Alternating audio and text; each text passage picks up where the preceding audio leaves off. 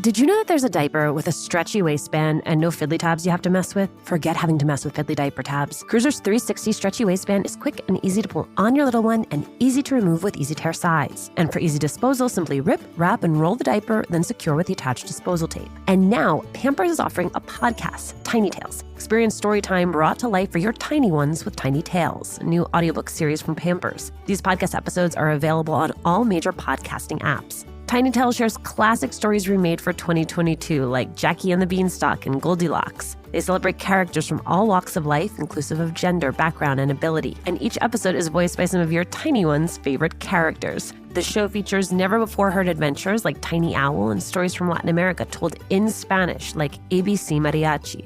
Each story is 10 minutes, meaning you have a fun activity to do with your tiny one. My girls love podcasts. We listen to them before we go to bed and in the car, so I love that I now have a diaper and a podcast to take with me whenever we're on the go. From Pampers, the #1 pediatrician recommended brand. Download the Pampers Club app today and start earning with every diaper and wipes purchase.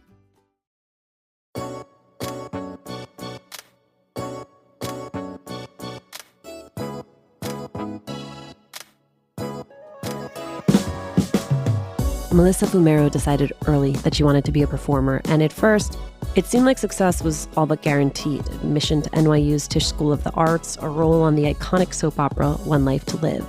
But when it was time to make the next jump, that proved more challenging than Melissa anticipated, until a fateful audition for a sitcom opposite Andy Samberg, a role Melissa was convinced she would never get, until she did. Melissa's portrayal of Brooklyn Nine-Nine's Amy Santiago captured the hearts of viewers, myself included, who loved watching a type A teacher's pet Latina mixed up in wild hijinks. We talk about life during Nine-Nine, including a surprise pregnancy, and life after, especially the choice to do another workplace sitcom, Netflix's Blockbuster. Full disclosure, I was nervous about this conversation because I am a Melissa Fumero stan, and she is every bit as warm and charming and, dare I say, normal as I hope she would be.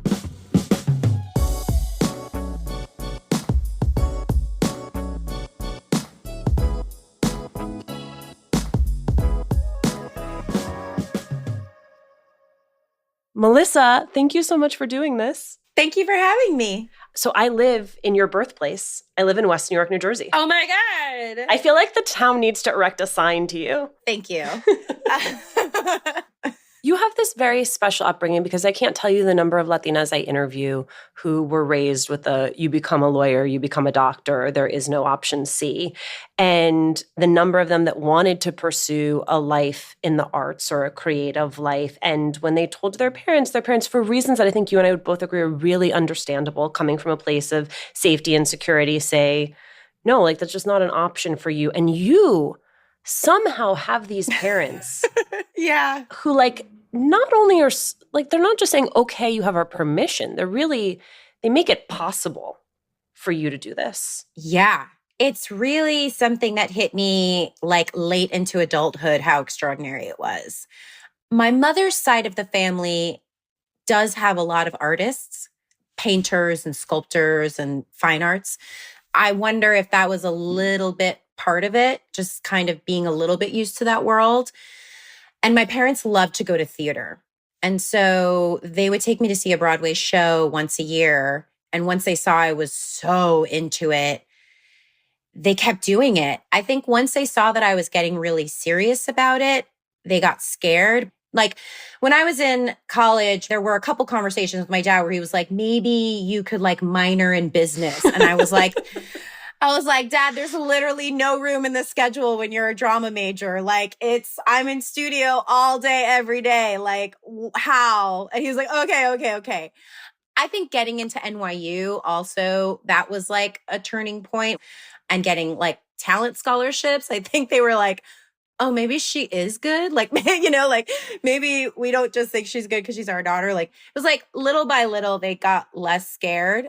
I think they just very much had that immigrant outlook, which is now I realize very rare, of like, this is the reason we came here. This is the reason we gave everything up, so that you could literally pursue your dreams and pursue your passions, as scary as they may be to us. That was the whole point. Well, it also helps that you get your first job like 10 minutes after taking your final exam. Oh, that helped a lot. Yeah. Yeah. And they were adamant about me going to college too. That was not like an option. They were like, no, you will go to college. Like, fine if you want to go to college for drama, but you will go to college. And yeah, I booked my first job like pretty much on my last day of college. So yeah, that helped a lot. To be that young and to be on a show that is beloved as One Life to Live, what was it like to then watch yourself back? Oh, awful. The hardest thing about working on a soap opera is the format of that particular genre is that you do a lot of pages, a lot of scenes in one day. Everything is 1 or 2 takes. So if you don't nail it, they just kind of move on. Explains a lot. Yeah, exactly. So there were a lot of days where I would like cry on my walk home, feeling like I just did the worst acting ever, and it's going to be on television. And that to me was the hardest part about that job. I think sometimes your career gets flattened into you were on this major soap and then you were on Brooklyn Nine-Nine. But there's actually space between those two things. What did it require of you to get yourself into a position where people could start to see you as a comedic actress? There was 6 years in between those 2 big jobs. I was getting a lot of comedy auditions and a lot of callbacks, but I wasn't booking. And so I felt like there was a disconnect. And so I did have to go kind of seek out some more guidance, try to hone my skills, try to figure out. For me, it was figuring out like in the beginning, where am I funny and in what kind of characters am I funny? Like, what's my wheelhouse? Just to start there. I did a session at Groundlings. I found a comedy coach. I think because I was coming from a drama background, I also tended to play things a little too small sometimes. And so it was learning how to just like go big and like have them pull you back. There was one job, Important Things with Dimitri Martin. I booked a guest star on that. And Beth McCarthy Miller was a producer on that show. And she came up to me while we were shooting and she was like, "You're really funny. And you have like a very natural comedic timing." And she was like, "You should do this. Like, this should be your focus." I was like, oh. And, you know, sometimes it just takes someone seeing it in you and like really pointing it out. And I think it was after that job that I started to kind of direct more of my focus towards it. And then Brooklyn happened. Hi, everybody. Juleka here. Latina to Latina is supported by First Republic Bank. At First Republic, everyone gets a personal banker to answer all your questions. Person, via email, on a call, any way that works for you. My banker is Lisa, and she helped me open accounts for my sons and is always ready to guide me. As a customer, I'm also aware of just how much First Republic's commitment to extraordinary service extends beyond its clients. They support nonprofit organizations like Ballet Hispanico and the Powerful Foundation, which provides women of color financial assistance and support to get into and through college. To learn more about First Republic, visit firstrepublic.com. That's firstrepublic.com. Member FDIC, Equal Housing Lender.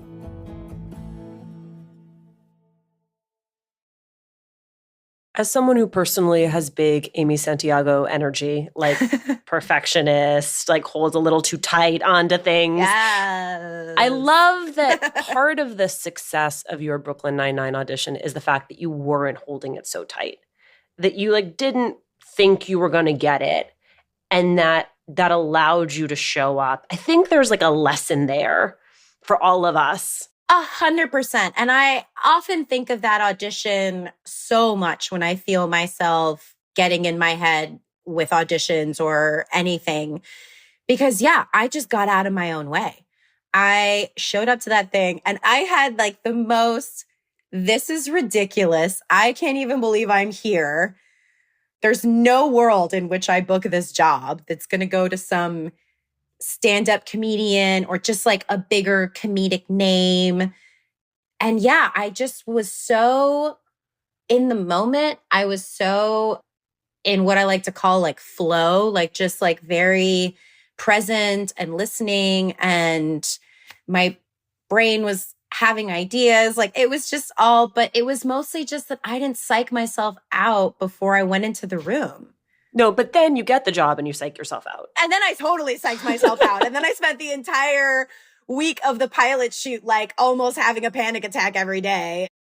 To me, Brooklyn sort of had like a Miami Heat vibe to it, where it was like everyone here is playing at an exceptional level.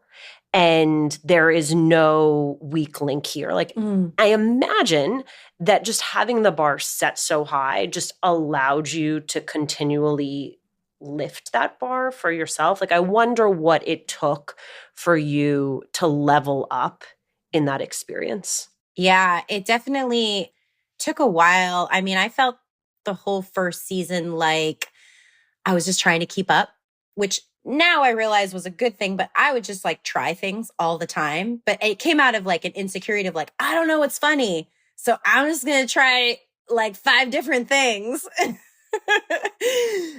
I'm just going to trust that they know what's funny and they're going to pick the funniest one. But that's also like how you shoot comedy. But I was like, I don't know. I just don't want to get fired. And then, yeah, it really just like took time to sort of build my confidence, and also my very like generous and loving castmates being like, dude, you're funny. Like, stop. Like, you know, like you just start with what you know you're good at, and then you just keep trying to build it. And like, that never stops, you know, like there's no, I mean, maybe Meryl Streep, but like, there's no masters of acting. Do you know what I mean? Like, in my opinion, there's no like, you're just constantly evolving and getting better. It's a practice more than anything. Melissa, I think did you have your first son March 2016? Is that right? Yeah. Am I remembering that? Okay.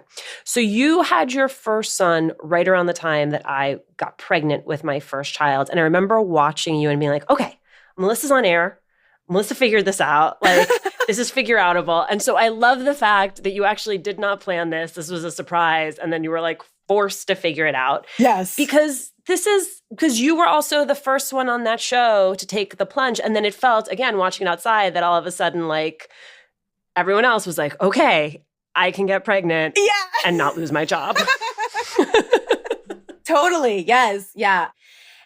And I, thank God, worked for the best people. One thing that helped also was so much of our crew and our producers were Parks and Rec folks. So they went through 2 pregnancies with Amy Poehler on that show. So wardrobe was like, we got you. Here's what we do. We do longer jackets. We do bigger pants. Like, they put me at ease, like right away. They were like, as soon as something feels tight, you just let us know. We've got bigger shirts waiting.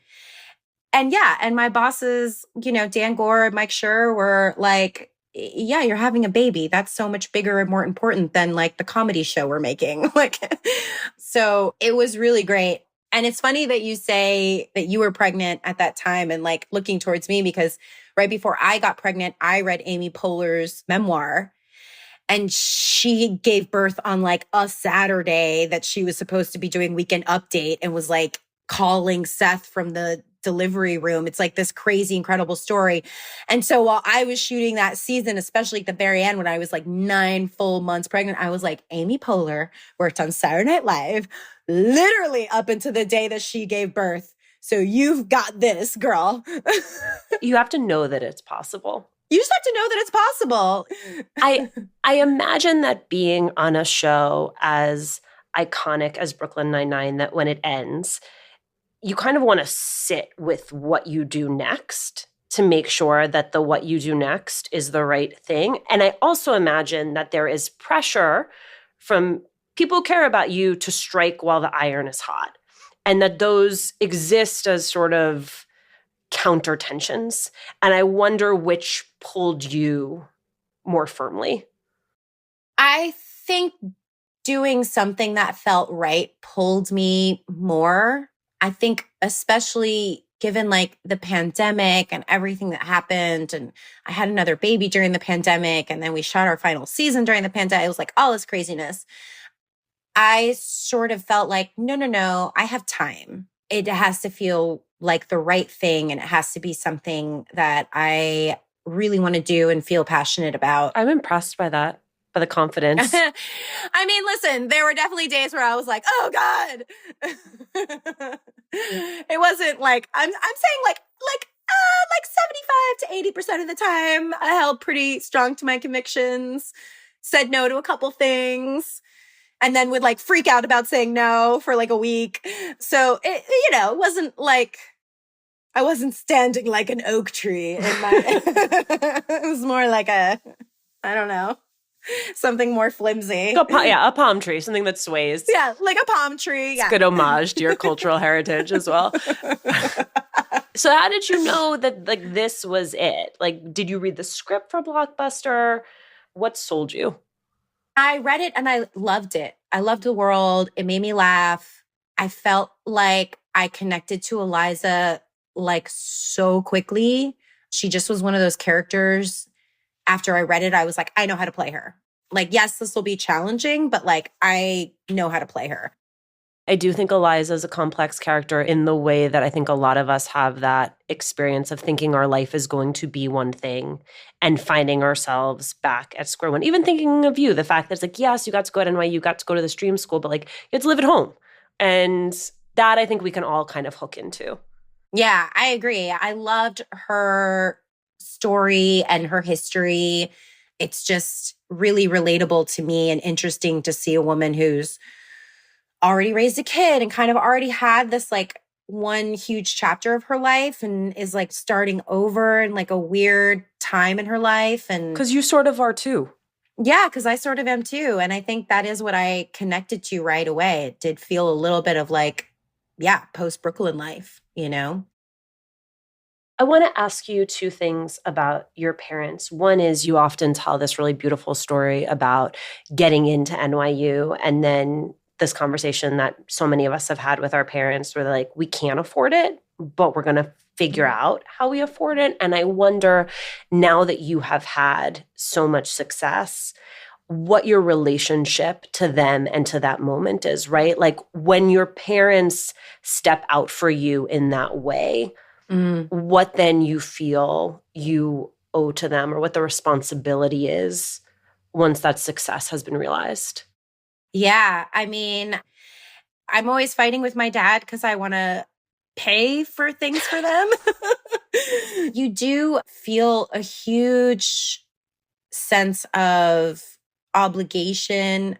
I felt not pressure, but like I wanted to, make sure I paid off my student loans and that I was always really good with my money and that I was always saving and conscious and, and I think because, yeah, they made this like huge sacrifice. I mean, they emptied their savings and helped me take out loans to pay for college. And my dad is just very also traditional that way. Like, I remember after he insisted on paying for our wedding as well, which was another, I was working at the time. I was like, he paid for like the venue and we paid for everything else was the compromise we finally came to after so much arguing. And then after the wedding, my husband wanted to give him all the money we got as gifts. And it was the one and only time my husband got like scared by my dad. He was like, I saw, they were outside. I wasn't even there for the conversation. It was like, I watched it through a window. And my dad is 6'1". He has a very booming voice. My friend once said he kind of sounds like a Cuban Count Chocula.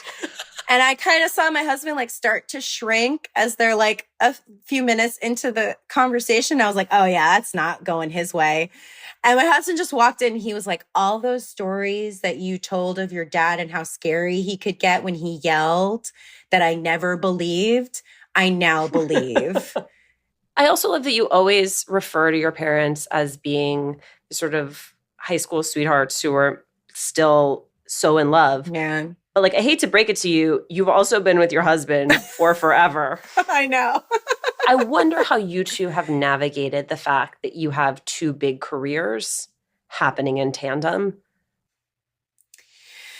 Yeah. We joke that we feel like we have really big guardian angels because our careers have ebbed and flowed in this really yin and yang way. When one of us has been extremely busy, the other one's been not as much.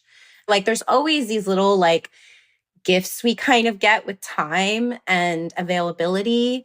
It's gotten much more complicated now with kids. So like when we shot Blockbuster in Vancouver and my husband stayed in LA with the kids. So he had to pass on like out of town work for those 2 months. And that's like a new thing for us. But we have kids now and it is what it is, like you just kind of. It is what it is if you want to raise your kids. It is what it is if you want to raise your kids. Yeah. And we've talked about like, we've established sort of lengths of time that we can do, 2 months felt doable to do that, It just requires, I think, more juggling than people realize. And having to say, sometimes it not being your moment and you being the one who has to say no to things. Yeah. And I think that we've both had up moments. We've both had really down moments. And so we're both very understanding of whatever the other person's going through. I think the last couple years with my career kind of going up another notch on the ladder has been like a new element for us that we're both like experiencing together. And I think we also we just see it very much as like a team thing, like we see our careers as like, this is our small business. And so any like win is good for the business, especially now that we have kids.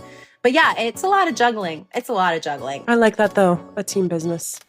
Melissa, thank you so much for doing this. Yeah, thanks for having me. Thank you, as always, for listening. Latina to Latina is executive produced and owned by Juleka Lantigua and me, Alicia Menendez. Paulina Velasco is our producer. Trendell Lightburn mixed this episode. We love hearing from you. Email us at hola@latinatolatina.com. Slide into our DMs on Instagram or tweet us at Latina to Latina. Check out our merchandise at latinatolatina.com/shop. Remember to subscribe or follow us on Radio Public, Apple Podcasts, Google Podcasts, Good Pods, wherever you are listening right now. Every time you share the podcast, every time you leave a review, you help us grow as a community.